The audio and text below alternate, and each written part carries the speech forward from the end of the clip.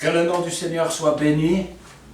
On aime se retrouver le matin pour louer, glorifier notre roi des rois, le Seigneur des seigneurs, celui qui est tout-puissant. Je ne sais pas si dans votre vie, vous auriez souhaité des fois rencontrer certains rois ou certaines personnes importantes. Hein, des fois, quand quelqu'un a été rencontré, soit le président ou autre, il dit « Ah, j'ai rencontré le président ». Et ça, je dirais, ça leur donne comme une... ouais, que c'est des privilégiés. Et nous? Et nous? Est-ce qu'on n'est pas des privilégiés incroyables? Incroyables!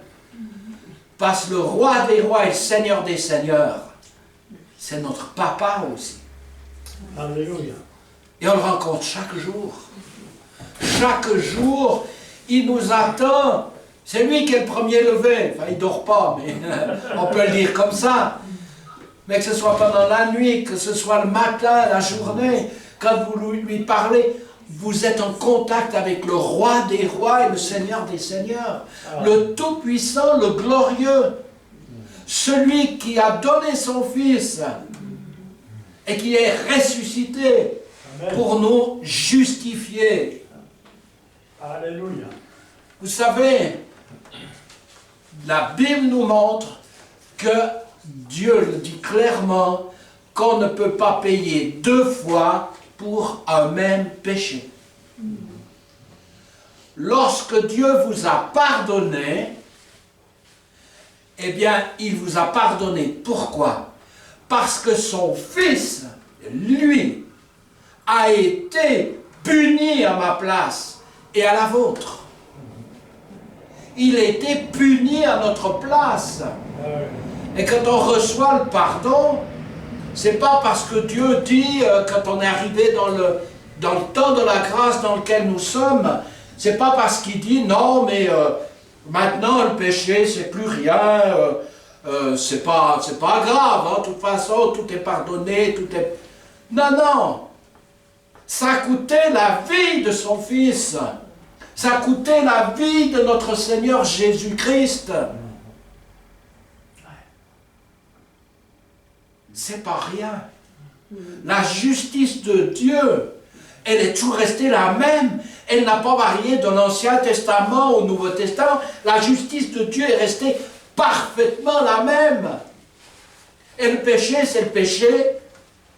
Mais ce miracle incroyable qui s'est passé quand Jésus a été d'accord d'aller sur la croix, c'est qu'il a pris mes péchés et vos péchés. Il a pris nos péchés. Amen. Tous nos péchés. Oui.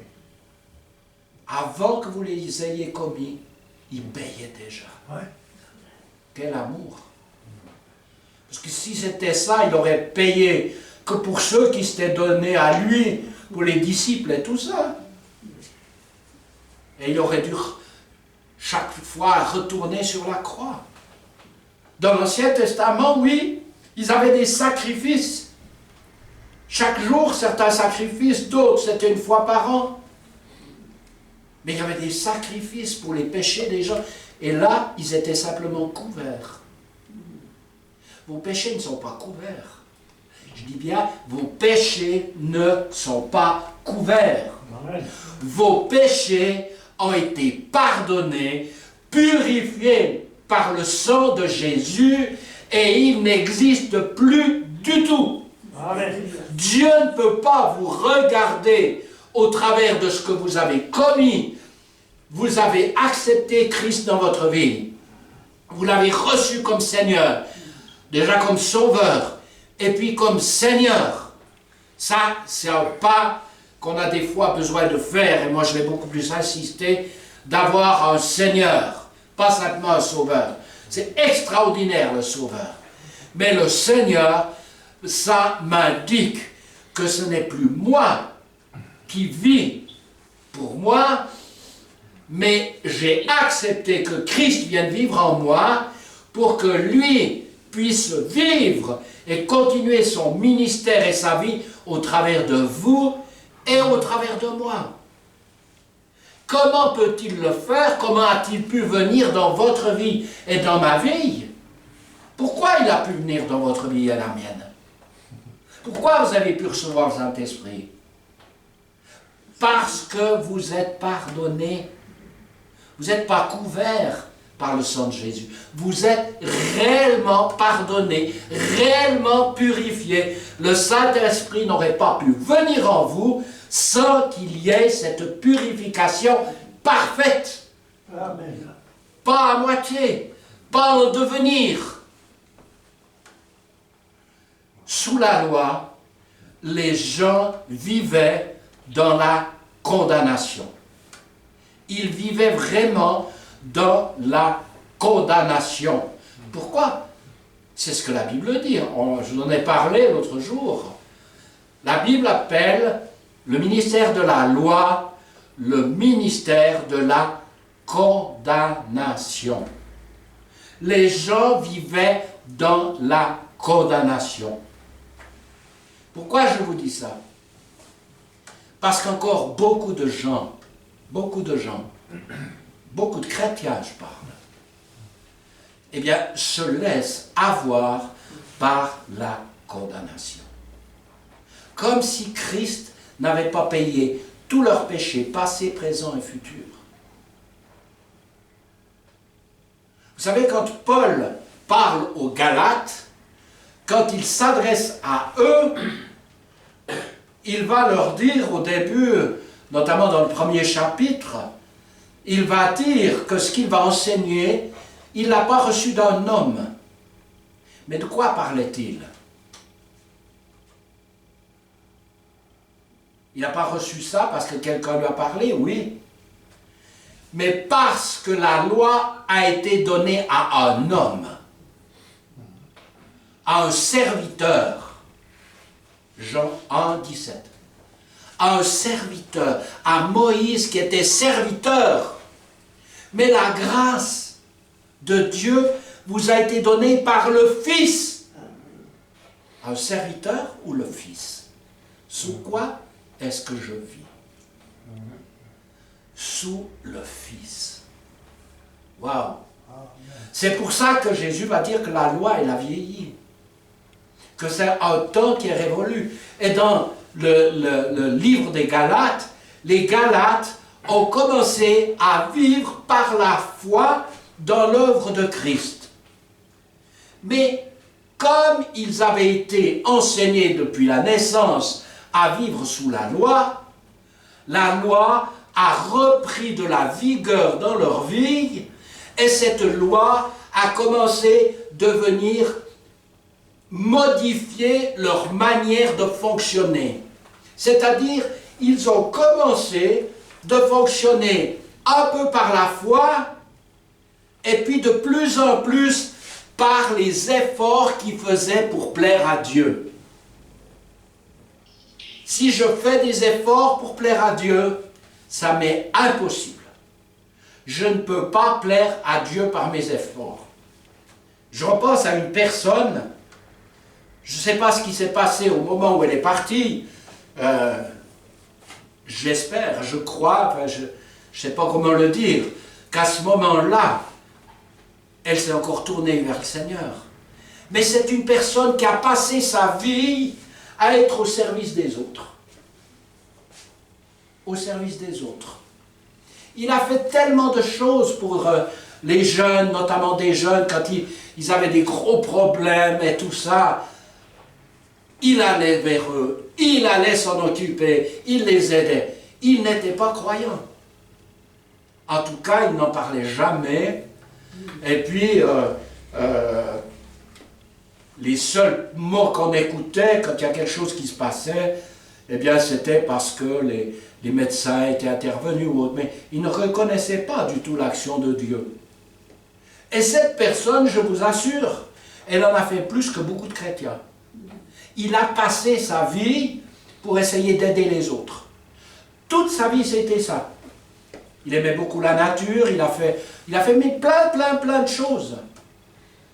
cet homme, là il ne me l'a pas dit, c'est moi qui le suppose, c'est peut-être faux, mais certainement quelque part, il a dû penser que tout le bien qu'il avait fait durant sa vie, qu'il avait essayé de marcher droit, d'être le plus juste possible, eh bien il pensait que cette justice humaine qu'il avait eue, cette droiture humaine qu'il avait eue, allait lui permettre d'être avec Dieu. Ça fait mal. S'il est resté dans cette pensée-là, il ira en enfer. Il faut être clair. Il faut être clair. Parce qu'on ne peut pas être sauvé par nos bonnes œuvres.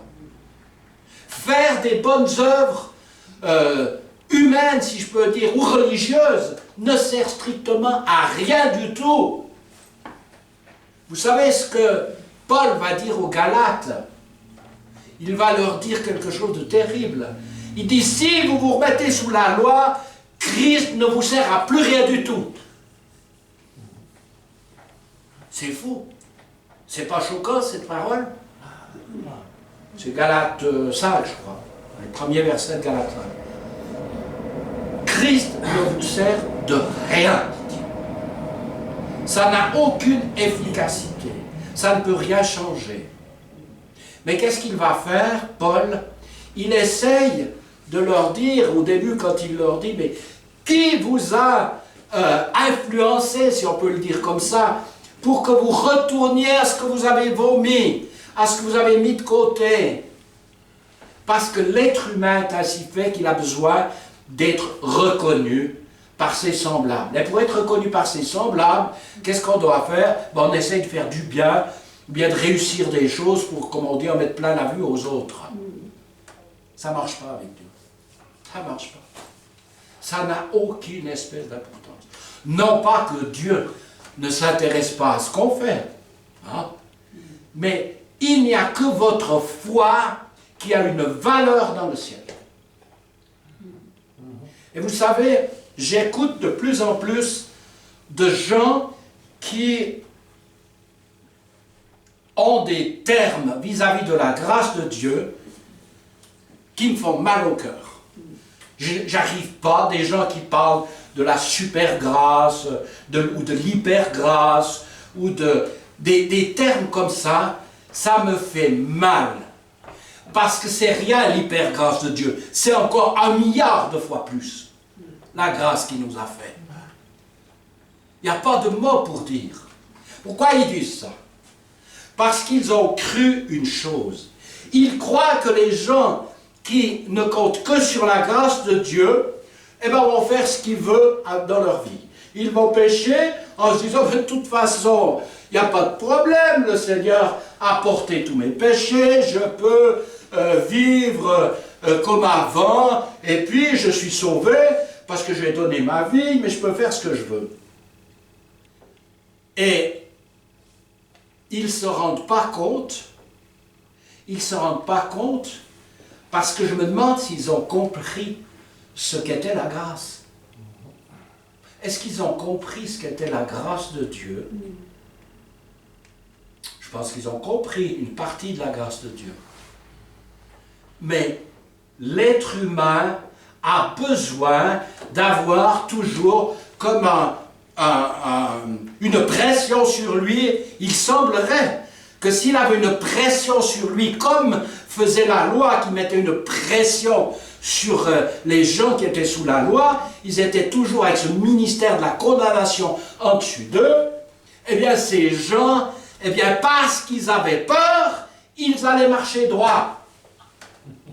Alors c'est vrai, il n'y a qu'à voir ce qui se passe à l'heure actuelle, en tout cas depuis 2020, ce qui s'est passé, ce qui continue, vraiment, on pourrait dire, le ministère de la peur est à l'œuvre.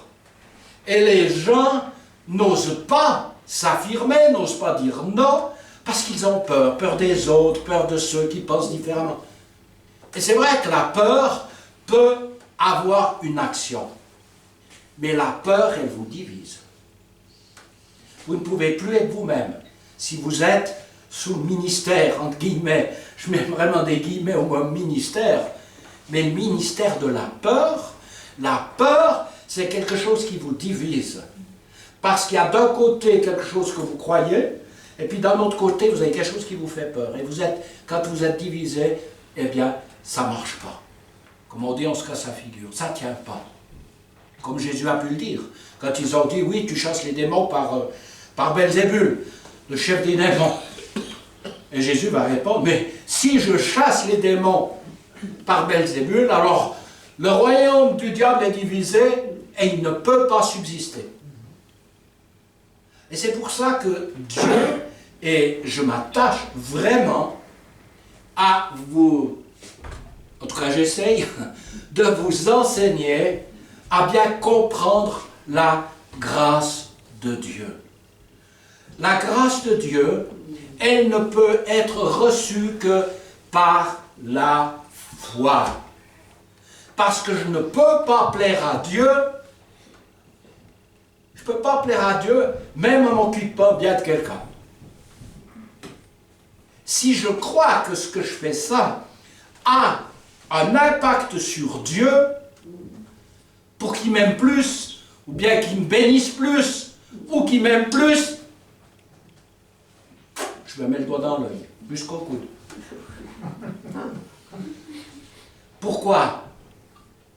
Parce que la foi, quand on marche par la foi, je dis bien, toute la gloire de Dieu ne peut revenir qu'à lui. Et moi, je ne peux pas en prendre. Et si je commence à croire que mes œuvres et que ce que je fais amène de la justice au niveau de Dieu, qui va être bien content de moi parce que j'ai fait des bonnes choses pour lui avec mes forces,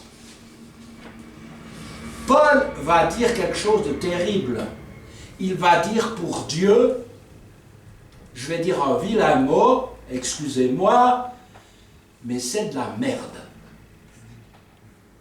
Et il va utiliser un autre mot, comme des linges sales. Mais les linges sales dont il parle, vous savez ce que c'est? C'est qu'anciennement, quand une femme avait ses règles, eh bien, il y avait des linges.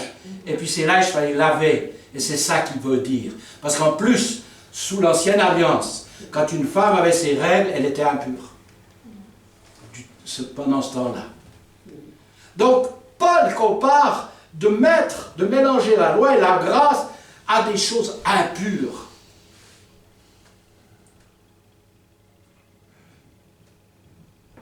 Vous avez déjà entendu ces prières? Moi, je les ai faites. Je ne sais pas si vous en avez fait. Mais Seigneur, tu vois cette personne, elle a tellement fait, elle s'occupe des autres, elle fait ceci. Seigneur, je te demande vraiment de la bénir. Qu'est-ce que je suis en train de faire? Je suis en train de mélanger la loi et la grâce. Je te demande, Seigneur, d'agir, mais qu'est-ce que je lui présente? Je lui présente le bien que la personne fait. Eh bien, c'est ce que vous faites aux toilettes. C'est sûr que c'est bien mieux de vivre une vie où on s'occupe des autres. Dieu n'est pas contre ça. Ça n'a rien à voir. Mais ce n'est pas là-dessus que je peux mettre ma foi. Il y a tellement de choses qui ont été rajoutées. Quand on regarde l'histoire de l'Église, eh bien, il y a des choses qui ont été ajoutées qui n'existaient pas pendant 12 siècles après Jésus. Et d'un coup, on a rajouté le purgatoire, par exemple. Ça n'existe pas, le purgatoire. Pendant 12 siècles, ça n'existe pas. Et d'un coup, voilà un pape, je ne sais pas ce qu'il avait bu ou mangé, qui va commencer de dire le purgatoire, il faut qu'on rajoute ça. J'ai étudié l'histoire de l'Église, je l'ai apprise. Alors je ne m'en rappelle pas beaucoup. Enfin, je ne me suis pas... Mais c'est comme ça. Je prends cet exemple et je prends en prendre d'autres. C'est comme nous dans nos communautés. On a souvent commencé par la grâce et aujourd'hui c'est mélangé. C'est mélangé avec la loi. Parce qu'on a l'impression que si on ne met pas un petit peu de loi dedans, eh bien, qu'est-ce qui va se passer? Les gens vont faire n'importe quoi. Ça n'a rien à voir avec ça. Romains 6,12. Vous le connaissez, je vous l'ai lu l'autre jour, mais je le redis. Que le péché ne règne donc point dans vos corps mortels, et n'obéissez pas à ses convoitises. Ne livrez pas vos membres au péché comme des instruments d'iniquité, mais donnez-vous vous-même à Dieu comme étant vivants de mort que vous étiez, et offrez à Dieu vos membres comme des instruments de justice. Voyez, donc il parle du péché, il parle qu'on est attaqué par le péché, c'est certain. Et puis il est dit au verset 14, car le péché n'aura point de pouvoir sur vous. Si ça s'était arrêté là, on pourrait dire, eh bien oui, ok, le péché n'a pas, mais pour moi, pourtant, il a du pouvoir sur moi, hein, je suis attaqué. Puisque vous êtes non sous la loi, mais sous la grâce. Si vous êtes sous la grâce, sous l'hypergrâce de Dieu, parce que ce que Jésus vous a offert, c'est un salut incroyable, extraordinaire. Amen. Vous le croyez? Alléluia. Non. Oui, amen. Puisque vous n'êtes non sous la loi, mais sous la grâce. Et les gens, le diable, ça sort de l'enfer, je vous le dis. Et si vous écoutez ça dans une prédication, mettez à la poubelle. Ça sort de l'enfer qui nous dit, si on a une hyper grâce, eh bien les gens vont faire n'importe quoi. Alors ils ne croient pas en ce verset, ils peuvent l'effacer ou déchirer la page de leur Bible.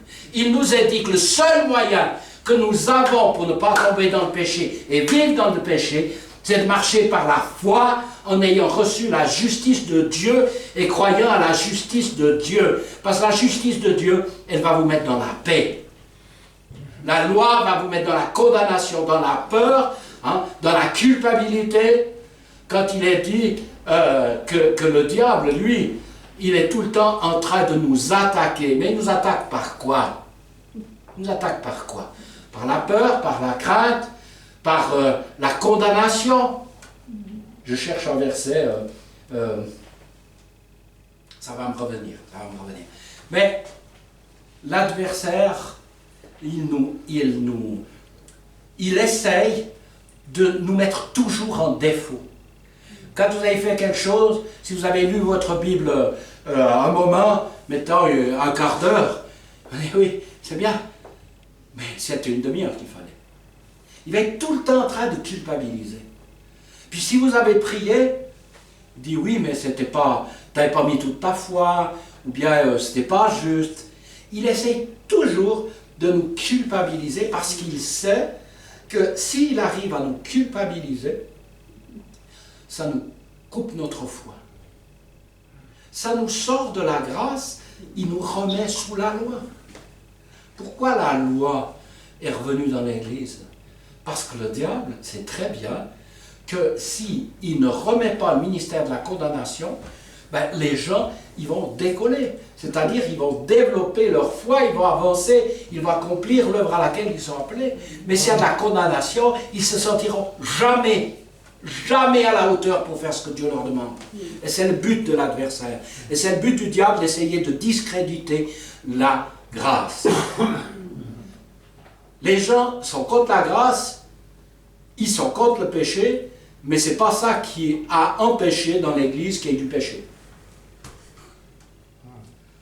Qu'à avoir des entretiens avec les gens, qu'est-ce que les gens vont vous dire souvent? Ils vont vous dire, ah ben excuse, tu peux prier pour moi, j'ai fait ça, j'aurais pas dû, ceci, cela.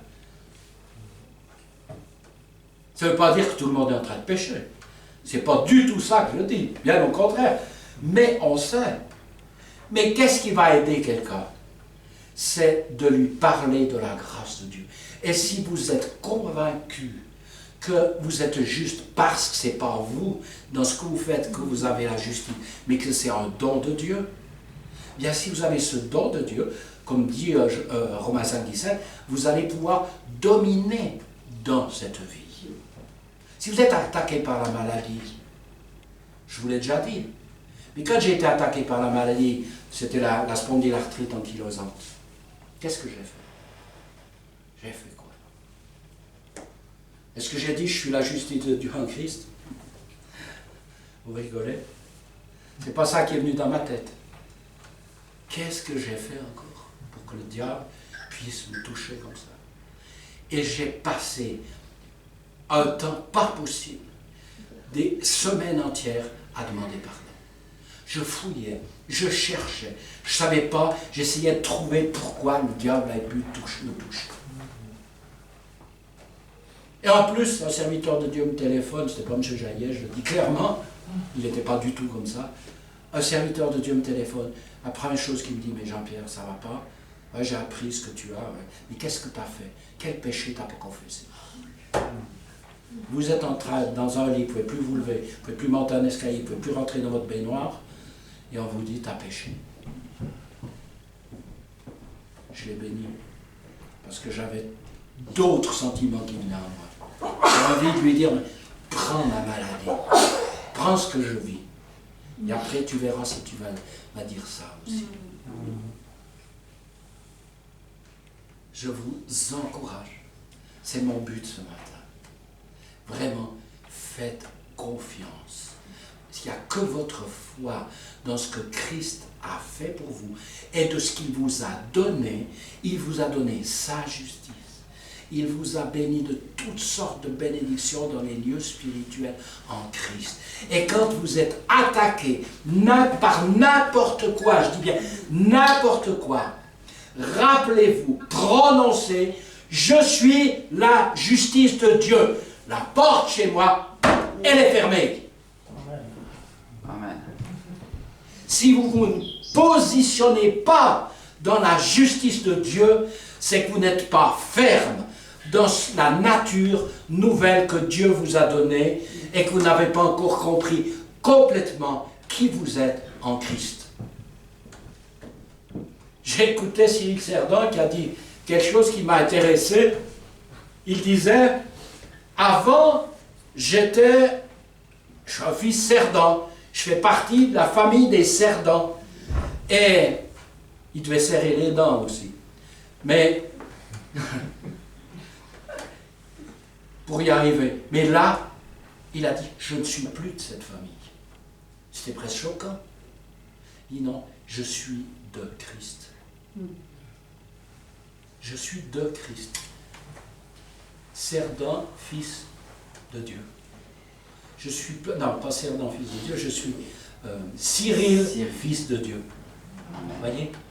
Il a dû changer dans sa tête, dans sa façon de voir, parce qu'il était tellement imprégné par l'histoire de sa famille, de son enfance et tout ça, qu'il a dû faire, non pas une coupure avec sa famille, ça n'a rien changé, il aimait encore plus ses parents et tout ça, mais il a dû couper cette vision qu'il avait pour se dire non, je suis citoyen des cieux, je ne suis plus citoyen de cette terre.